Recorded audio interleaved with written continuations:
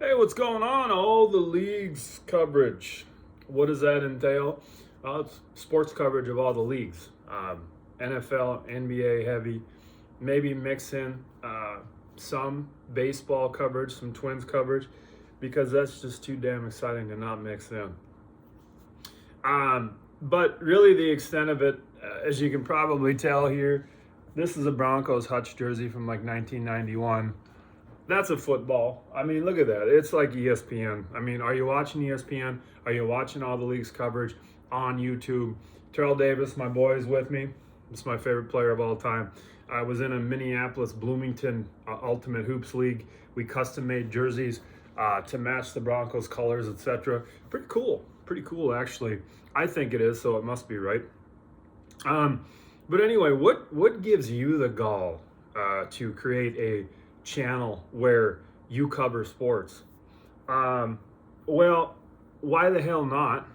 I mean, if you turn it from channel to channel for hours per day, or you randomly even try to look away, somebody's ranting and raving about every single topic known to sports all the time.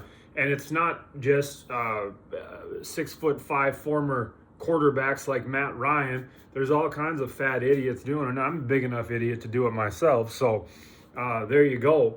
Also, I'm a kind of a high school football legend. Now, what state is synonymous with producing the best prospects for college and pros? Obviously, North Dakota, right? So, not even 11-man football, but 9-man. And let's just say I led the school in winning percentage as a quarterback. And we won't go over all numbers. It was probably just one game. And as far as point differential, it was plus 33 against a playoff team when I did play and took over for our prospect who actually went to college and played football. So he was pretty good, the guy ahead of me. But a big thing about that is we put me in literally 36 hours before the actual game and ended up winning, ended up blah, blah, blah. Jared Stidham coming into the game, upcoming, a week of preparation for the AFC Championship game. How did I feel about those events that took place on Saturday? I was with a group of a couple of great friends. We were sitting there hyped watching the Broncos game, back and forth, all the turnovers by Buffalo, some great plays by Denver, some controversial calls, though. I find that fascinating how that was the cause. Brandon Cooks going down, not even controlling the ball, McMillan taking it away, and everybody now knows that what a catch is. When in actuality, Brandon Cooks didn't have enough to control the ball. You got to maintain through the ground. Now, I'll be honest, I don't even know what the hell a catch is. You know, in the comments, tell me what the hell a catch is. I don't even know anymore. So that was a little bit controversial, but that was still a Broncos catch. Cooks never had it. And Allen made some bizarre plays. The Broncos capitalized, made some great plays. And yeah, in the end, Tre'Davious White got a pass interference that set the Broncos up. Had he not pass interfered with Mims at that point, Mims would have just walked in the end zone, catch the ball for a touchdown. So let's be real about it. The Broncos won that game. They had a couple of advantageous plays. That's called the NFL. What game isn't going to have that? Upcoming, I'm sure the Patriots and the Broncos, they'll see some of that. Seahawks, Rams, they'll see some of that as well. So that's what gives me the right. As a quarterback in 9-man football in North Dakota, like I said, cream of the crop stuff, I was recruited by Dakota Wesleyan and Northland Community College. Now, those schools might not be defunct entirely, but as you can see, that's kind of the equivalent of University of Texas, University of Alabama. There's really no difference there, right? And my equivalency as far as high school quarterbacking in North Dakota, pretty much the same as the AFC Championship for Jared Stidham, right?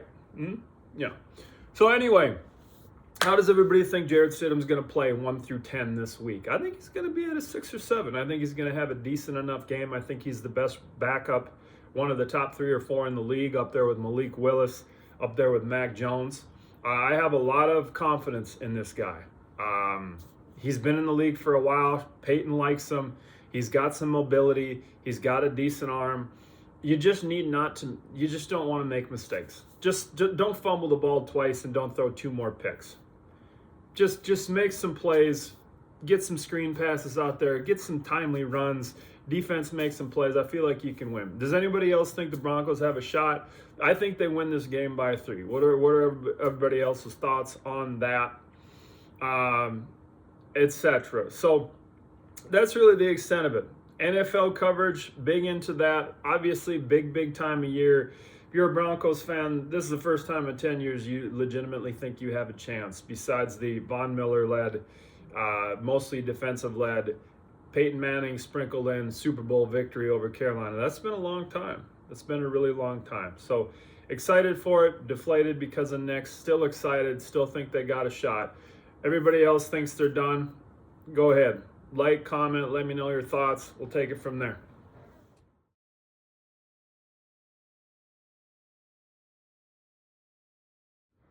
Hey, let's get back to it. All the league's coverage here. Let's get back to some other topics. Recently talked about Stidham, the Broncos, him taking over for Knicks.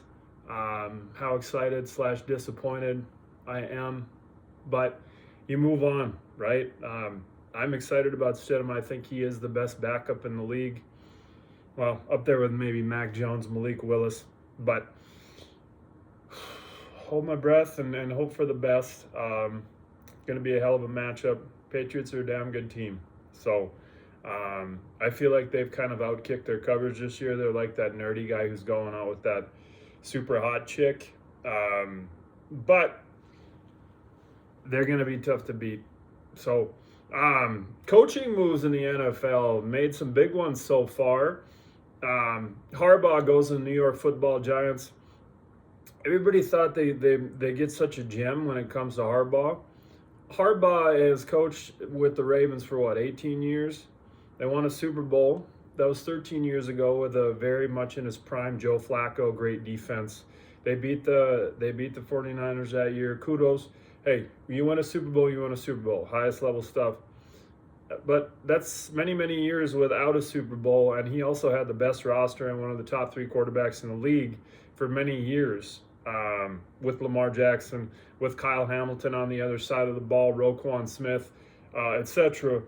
And didn't even have a winning record this year. So in that regard, why New York thinks that they have God's gift to the world hired here, to me, is kind of hilarious.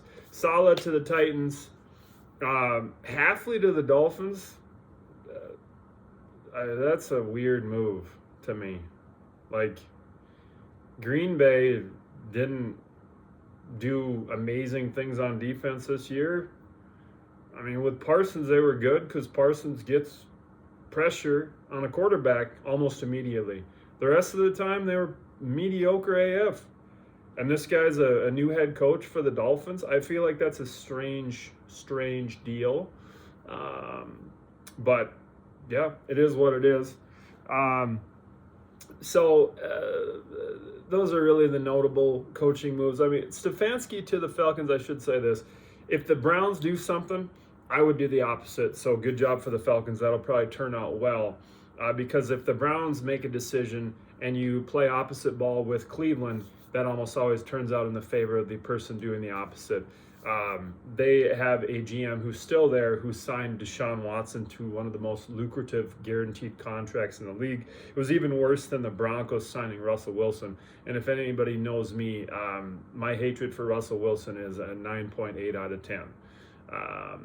Man, he was trash. I was shocked at how trash he is. And, you know, I hated Seattle fans for a while because I never shut the fuck up about it. But kudos to them. They're at the end of the year. They're a top team. They've made some great moves. Good for them. They fleeced the Broncos and George Paton, who still has his job, by the way. But, I mean, I can't really be too mad about that. He's got his job. They made a decision to hire Sean Payton, and they've done great things, frankly. So great stuff there overall. And that's kind of the news right now. As far as the Broncos and who they might have coming back, really hoping J.K. Dobbins plays, really hoping Troy Franklin plays. If you can get a team out there with a healthy J.K. Dobbins, a healthy Troy Franklin to go along with Sutton, Mims, Little Jordan Humphrey, I'd like to see Ingram show up. The rest of their tight ends are trash, but I'm sorry, Adam Troutman, but come on. Prentice, all that good stuff. I'm looking forward to it. Excited to see more of it. But that's really the coverage on the Broncos front, on the moves and the coaching move front, and we go from there.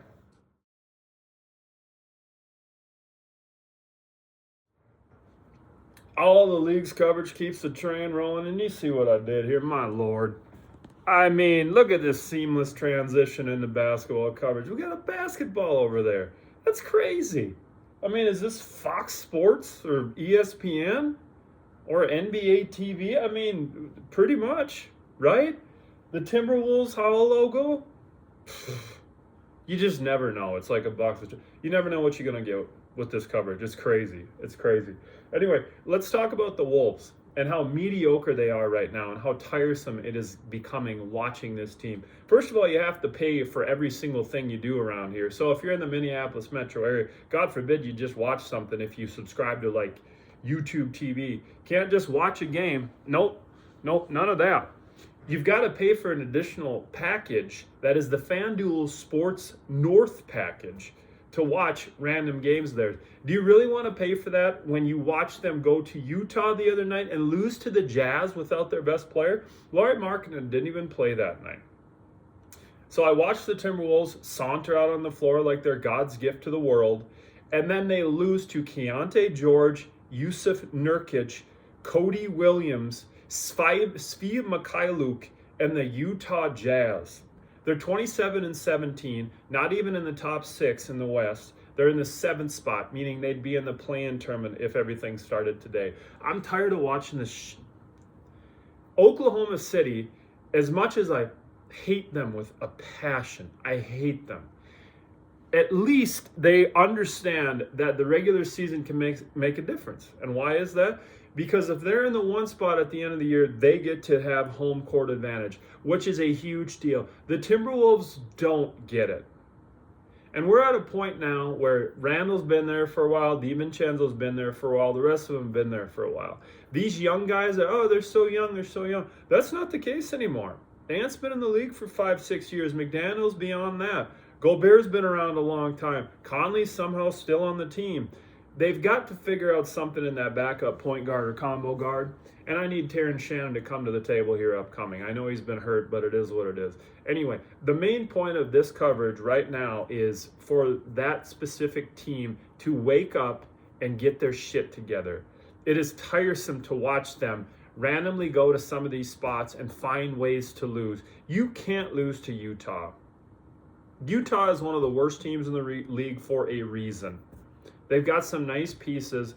You're the Timberwolves. You've got an MVP-style guy, Anthony Edwards. You've got another all-star, Randall. Gobert is still a great defensive player. And they go out and lay an egg, and it's tiresome to watch. Come on. Show some heart. Go on a run here. From this point forward, go on a run. You guys need to be in the top couple of spots at the end of this thing.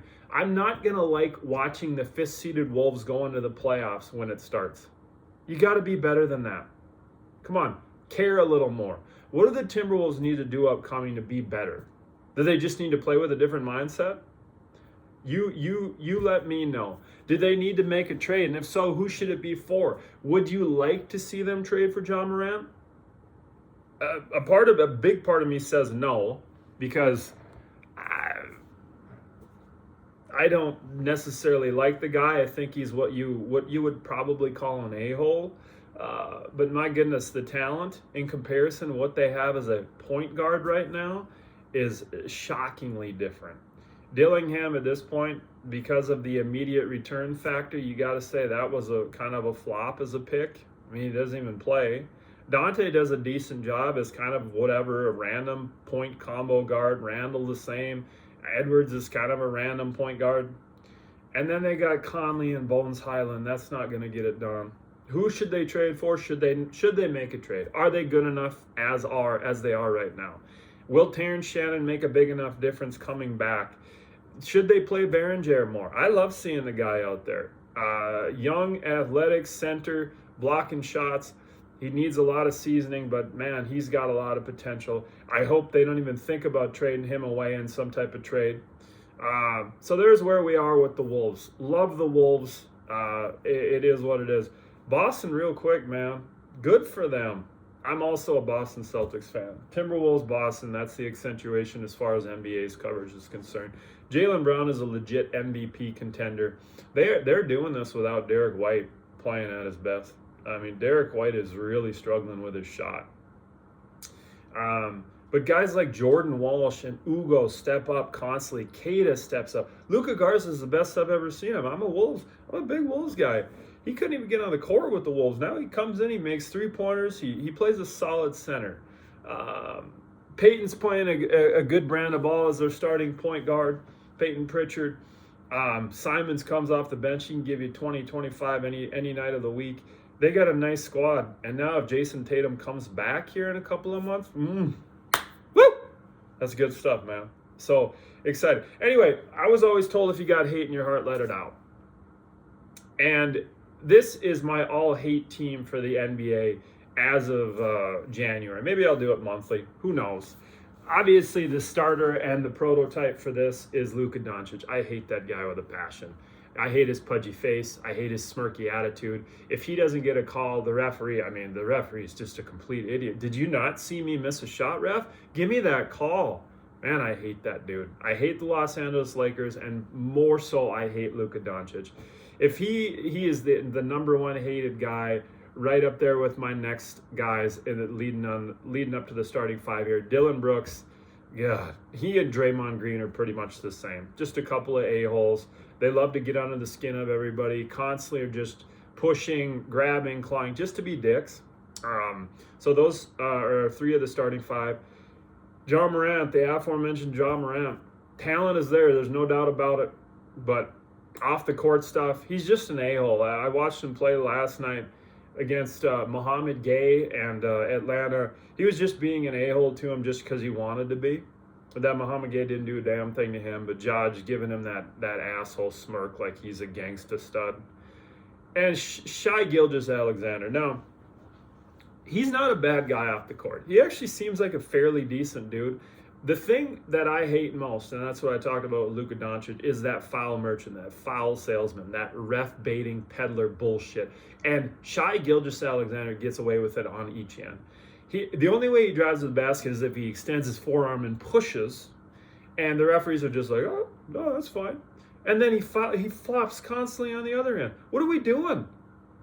Like, I've randomly seen a few technical calls on flops lately, and I have loved it. Please, NBA, do that more and more. Nobody wants to turn on a game and watch Gilgeous-Alexander get to the line 18 times because you gift him on one end and you gift him on the other end. That's bullshit. So that's the 5-hate team. Like I said, if you got hate in your heart, you let it out. Who is in your top 5 as far as all hated starters in the NBA? Anyway, go Wolves, go Celtics.